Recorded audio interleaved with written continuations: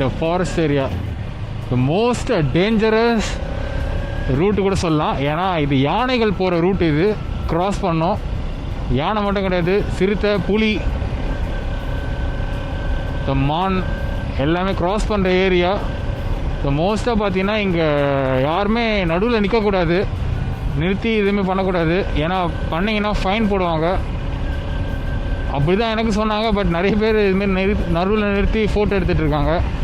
அது என்ன விதத்தில் நான் தெரில. அது ஓகே, பட் சேஃப்டி முக்கியம்.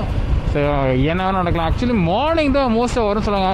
இப்போ டைம் பார்த்தீங்கன்னா 12:01 ஆக போகுது. ஆனால் இந்த டைம்லாம் அதுமாரி வராது. ஏன்னா அது பாட்டு இருக்கும். பிகாஸ் நம்ம வெஹிக்கிள் போகிற சத்தத்தினால அது கொஞ்சம் பயம் இருக்கும். அதனால் மோஸ்ட்டாக வெளியே வராது.